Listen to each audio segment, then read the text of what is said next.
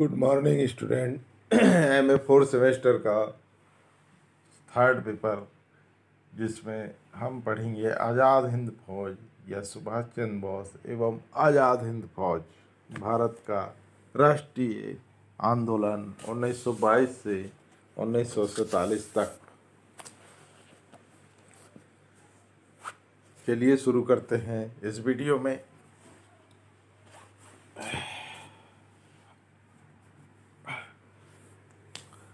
सुभाष चंद्र बोस का जन्म 1897 को कटक में हुआ था।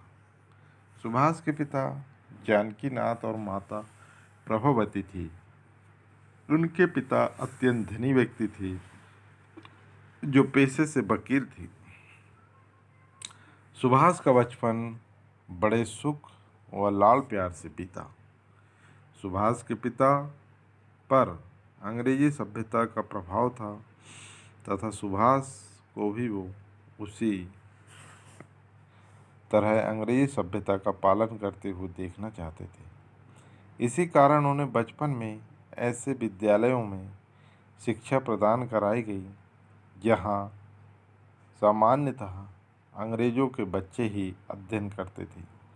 सुभाष को यह विद्यालय व वहाँ का अंग्रेजी वातावरण कभी पसंद नहीं आया। सुभाष जिस समय शिक्षा ग्रहण कर रहे थे उसी समय बंगाल में स्वदेशी आंदोलन चल रहा था। इस आंदोलन ने बालक सुभाष के हृदय को व्यापक रूप से प्रभावित किया। सुभाष चंद्र बोस पर विवेकानंद का भी अत्यधिक प्रभाव हुआ। उन्हीं के प्रभाव के कारण उन्हें निर्धनों से विशेष प्रेम हो गया था तथा वे सदैव उनकी समस्याओं का समाधान करने का प्रयत्न करते थे। यही नहीं, गांवों में महामारी फैलने पर भी गरीबों की सहायता भी करने के लिए गांव-गांव जाते थे। सुभाष चंद्र बोस अत्यंत मेधावी छात्र थे। 1913 में उन्होंने प्रथम श्रेणी में मैट्रिक की परीक्षा उत्तीर्ण की। तत्पश्चात उन्होंने प्रसिद्ध प्रेसिडेंसी कॉलेज में दाखिला ले लिया तथा 1915 में उन्होंने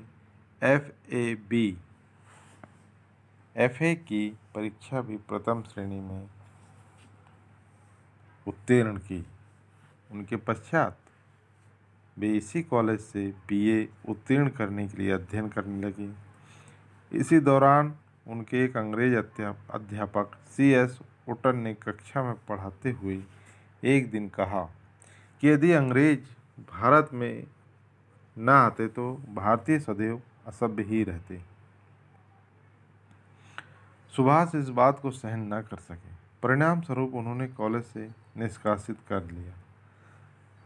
लगभग 18 महीने तक कॉलेज से बाहर रहने के बाद सर आशुतोष मुखर्जी की कृपा से उन्हें पुनः कॉलेज में दाखिला मिल गया। 1918 में सुभाष ने बीए की परीक्षा भी उत्तीर्ण की और अच्छे अंकों के साथ की। सुभाष बीए कर लेने के पश्चात उनके पिता की इच्छा थी कि वे इंग्लैंड जाकर ICS की परीक्षा उत्तीर्ण कर उच्च अधिकारी बने, किंतु सुभाष ऐसा करना नहीं चाहते थे। वे आजीवन अविवाहित रहकर देश की सेवा करना तथा देश को स्वतंत्र कराना चाहते थे। इसी कारण उन्होंने अपने मित्र को लिखा, देश में चारों ओर अंग्रेज अत्याचार कर रहे हैं। पिताजी की राय है कि मैं ICS परीक्षा पास करके एक बड़ा अधिकारी बनूं, पर मैं अधिकारी बनकर अपने ही लोगों पर अत्याचार करना नहीं चाहता। मैं क्या करूं, कुछ समझ में नहीं आ रहा है। सुभाष के न चाहते हुए भी अंततः उन्हें इंग्लैंड जाना पड़ा, जहां उन्होंने 1920 में ICS परीक्षा उत्तीर्ण की, किंतु देश प्रेम की भावना के कारण अंग्रेजी शासन के अधीन नौकरी करना स्वीकार न किया। भारत लौटकर मात्र 24 वर्ष की आयु में सक्रिय राजनीति में भाग लेने लगे। उनके राजनीतिक गुरु देशबंधु चित्तरंजन दास थे। 19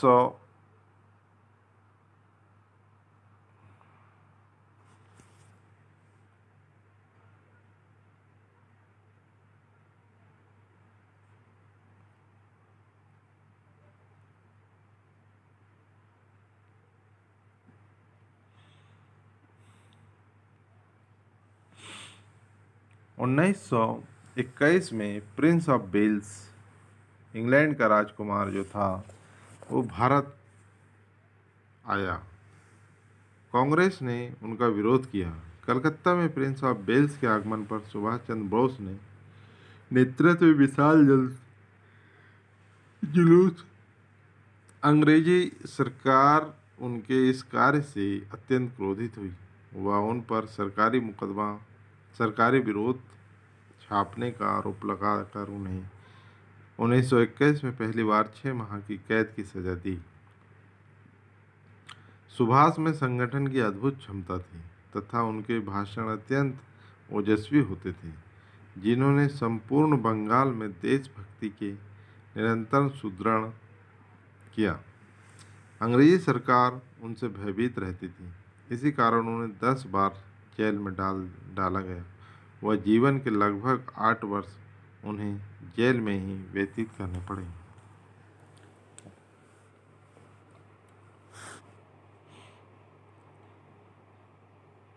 1923 में चित्तरंजन दास द्वारा स्वराज दल की स्थापना किए जाने पर सुभाष चंद्र बोस को इस दल के महामंत्री का कार्य सौंपा गया।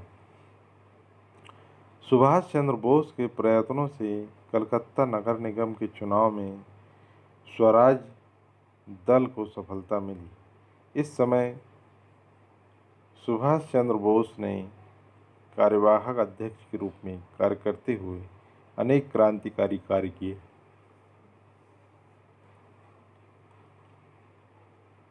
उन्होंने कलकत्ता की सड़कों के नाम अंग्रेजों के नाम से बदलकर भारतीय महापुरुषों के नाम पर कर दिया। सुभाष कांग्रेस को शक्तिशाली बनाना चाहते थे, पर महात्मा गांधी के विचारों से वे कभी सहमत न हो सके। फिर भी गांधी जी के अनेक आंदोलनों में उन्होंने भाग लिया। सविनय अवज्ञा आंदोलन के दौरान जब महात्मा गांधी ने नमक कानून तोड़ा तो सुभाष ने भी नमक कानून तोड़ा। वह गिरफ्तार हुए, किंतु 1934 में महात्मा गांधी द्वारा सविनय अवज्ञा आंदोलन को वापस लिया गया तो उन्होंने महात्मा गांधी की कटु आलोचना की। 1938 में कांग्रेस का अधिवेशन हरिपुरा में हुआ। इसमें अध्यक्ष पद के लिए सुभाष चंद्र बोस ने गांधी जी की इच्छा के विरुद्ध अपना नामांकन कराया। वह पट्टाभी सीतारमैया को हराकर कांग्रेस के अध्यक्ष निर्वाचित हुए, किंतु महात्मा गांधी से वैचारिक मतभेद को देखते हुए उन्होंने अप्रैल 1939 में कांग्रेस से त्यागपत्र दे दिया। वह फॉरवर्ड ब्लॉक नामक दल बनाया।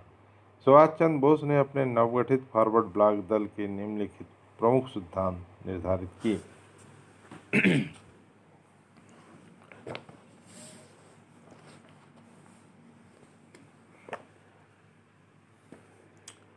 पूर्ण स्वतंत्रता के लिए निरंतर साम्राज्य के विरुद्ध संघर्ष करना, प्रत्येक व्यक्ति को समान अधिकार दिलाना, भारत में समाजवादी राज्य की स्थापना करना, देश की आर्थिक उन्नति के लिए उत्पादन को बढ़ाना, प्रत्येक व्यक्ति को धार्मिक स्वतंत्रता प्रदान करना, भारत भाषा एवं संस्कृति की स्वतंत्रता। इस तरह से फॉरवर्ड ब्लॉक के सिद्धांत थे। सुभाष चंद्र बोस की गतिविधियों व क्रांतिकारी विचारधारा के कारण सरकार की उन पर कड़ी नज़र रहती थी।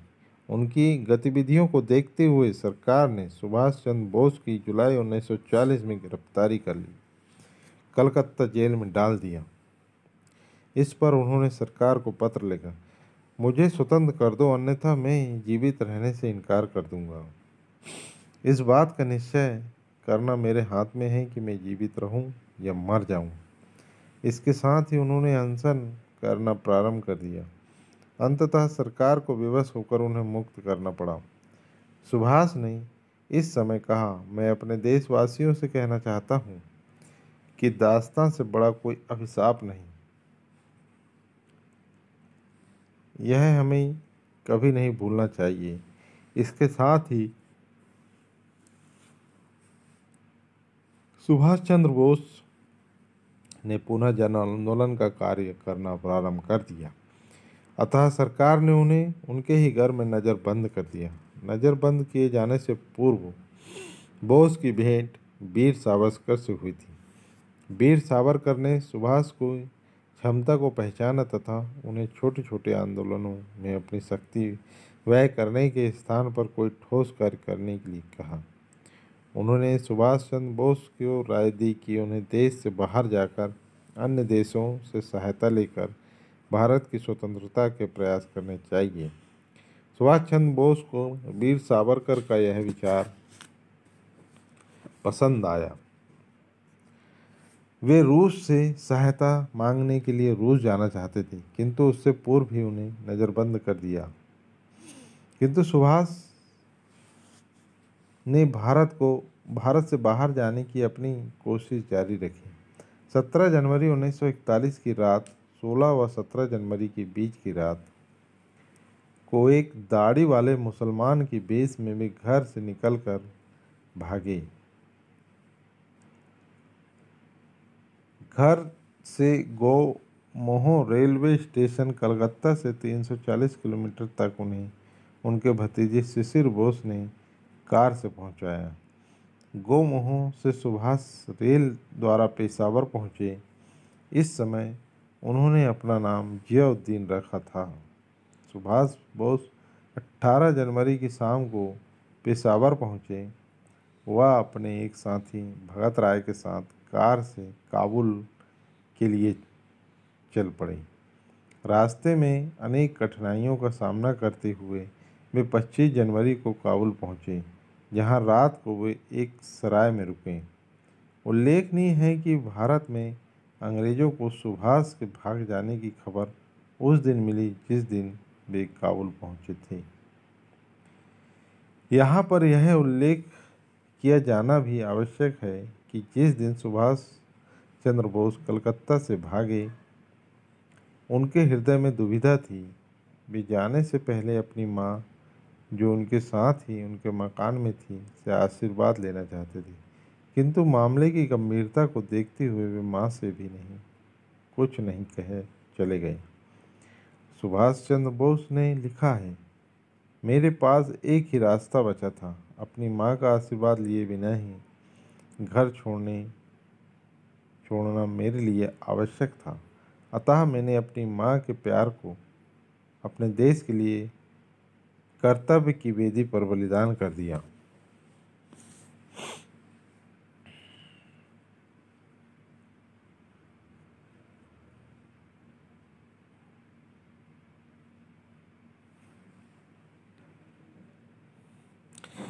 काबुल में सुभाष चंद्र बोस का स्वागत इटली के एक मंत्री अल्बर्टो कुरोनी ने किया। सुभाष चंद्र बोस के लिए इटली की सरकार ने ओरलैंडो मजोटा के नाम से एक पासपोर्ट भी तैयार कराया, ताकि आगे की यात्रा सुभाष चंद्र बोस आसानी से कर सकें। सुभाष चंद्र बोस ने इटली के एक मंत्री अल्बर्टो कुरोनी को अपनी योजना से अवगत कराया। सुभाष चंद्र बोस ने कहा कि उनका तत्कालिक उद्देश्य स्वतंत्र भारत की सरकार की स्थापना करना है, जिसे इटली, जर्मनी व जापान की सरकारें मान्यता प्रदान करें।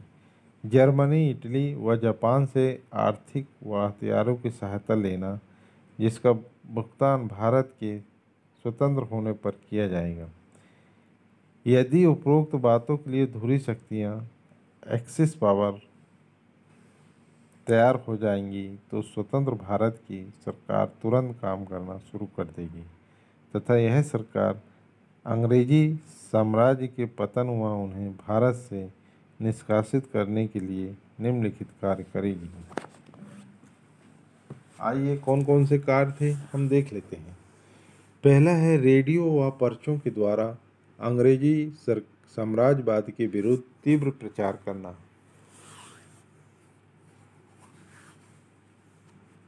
दूसरा है भारत में क्रांतिकारियों को संगठित कर उन्हें मदद करना। तीसरा, अंग्रेजी सेना में कार्यरत भारतीय सैनिकों को विद्रोह करने के लिए प्रेरित करना। चौथा है द्वितीय विश्व युद्ध में मध्य पूर्व में लड़ रही अंग्रेजी सेना के लिए भारत से खाद्य व हथियारों की आपूर्ति को रोकना। और पांचवा है उचित समय आने पर भारत में हथियार पहुंचाकर वहां क्रांति करना।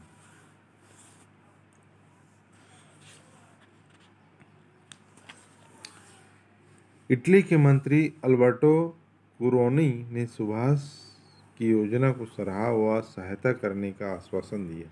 तत्पश्चात 18 मार्च 1941 को सुभाष चंद्र बोस से सहायता लेने के उद्देश्य से काबुल से मॉस्को पहुंचे, किंतु इसी बीच जर्मनी द्वारा रूस पर आक्रमण कर दिए जाने के कारण रूस मित्र राष्ट्रों से मिल गया। अतः रूस से सहायता मिलने की सुभाष की आशा पर तुषारपात हो गया, किंतु मॉस्को में सुभाष चंद्र बोस की भेंट जर्मनी के राजदूत से हुई। वह 28 मार्च 1941 को हवाई जहाज से वह बर्लिन पहुंचे, जहां उनका भव्य स्वागत हुआ। बर्लिन में ही उनकी मुलाकात कुमारी एमिली शेंकेल से हुई, जिन्होंने सुभाष चंद्र बोस की सेक्रेटरी के रूप में कार्य करना स्वीकार किया। सुभाष चंद्र बोस ने अपनी योजना से जर्मन सरकार को भी अवगत कराया, जिसका जर्मन सरकार ने स्वागत किया। तब सुभाष चंद्र बोस ने फ्री इंडिया सेंटर की स्थापना की तथा इसके निम्नलिखित उद्देश्य घोषित किए। भारतीयों को यह समाचार देना कि सैन्य राष्ट्रीय आंदोलन प्रारंभ कर दिया है। दूसरा, भारत की आज़ादी के लिए एक स्वतंत्र सेना की स्थापना करना। तीसरा, भारत के सामाजिक एवं आर्थिक विकास के लिए योजना बनाने हेतु एक पृथक इकाई की स्थापना करना। इस फ्री सेंटर की प्रथम बैठक 2 नवंबर 1941 को हुई, जिसमें निम्नलिखित निर्णय लिए गए। सुभाष चंद्र बोस इस संस्था के अध्यक्ष होंगे व उन्हें भविष्य में नेताजी के नाम से पुकारा जाएगा। स्वतंत्र भारत के राष्ट्रीय गान के रूप में रविन्द्रनाथ टैगोर द्वारा रचित जन गण मन नामक गीत को स्वीकार किया गया। रोमन लिपि में हिंदुस्तानी भाषा का प्रयोग किया जाएगा। अभिवादन के लिए जय हिंद का प्रयोग किया जाएगा। इसी बीच जापान ने सिंगापुर पर अधिकार करके अंग्रेजी साम्राज्यवाद को गंभीर आघात पहुंचाया। इसमें हजारों भारतीय सैनिकों को जापान द्वारा बंदी बना लिया गया। अतः सुभाष चंद्र बोस ने तत्काल जापान के लिए प्रस्थान किया। टोक्यो सम्मेलन इसके बाद हुआ। 20वीं शताब्दी के प्रथम एवं द्वितीय दशक के प्रसिद्ध क्रांतिकारी रास बिहारी बोस भारत से भागकर जापान में जाकर बस गए थे तथा वहीं रहते हुए भारतीय क्रांतिकारियों की मदद करते थे। उन्हीं के प्रयत्नों से 28 मार्च से 30 मार्च 1942 तक टोक्यो में एक सम्मेलन आयोजित किए गए। इस सम्मेलन में भारत को स्वतंत्र कराने के लिए एक सेना को संगठित करने का निर्णय लिया गया। इसके साथ ही एक इंडिया इंडिपेंडेंस लीग की स्थापना की गई। इस सम्मेलन में यह भी निर्णय लिया गया कि जून 1942 में बैंकॉक, थाईलैंड में पुनः एक सम्मेलन आयोजित किया जाए। बैंकॉक सम्मेलन 23 जून 1942 को बैंकॉक का सम्मेलन प्रारंभ हुआ। इस सम्मेलन में एशिया के विभिन्न देशों बर्मा, मलाया, चीन, जापान, थाईलैंड, हांगकांग, फिलीपींस आदि के प्रतिनिधियों ने भाग लिया। इस सम्मेलन की अध्यक्षता रास बिहारी बोस ने की। इस सम्मेलन में इंडिया इंडिपेंडेंस लीग के लिए कुछ सुझाव एवं सिद्धांत निर्धारित किए, जिनमें प्रमुख अग्रवत थे एकता, विश्वास तथा त्याग। इस लीग का नारा होगा भारत अविभाज्य है। लीग का प्रत्येक कार्य धर्मनिरपेक्ष होगा। धन्यवाद। अब इसके बाद देखिए कि किस तरह से नेताजी सुभाष चंद्र बोस ने अनेक कठिनाइयों का सामना करते हुए एक एक सीढ़ी को पार करते हुए देश से निकलकर विदेशों में अपना डंका बजाया और जर्मनी इटली के मंत्रियों ने सुभाष चंद्र बोस के विचारों को किस तरह से प्रशंसा की, अभी मैंने आपको बताया।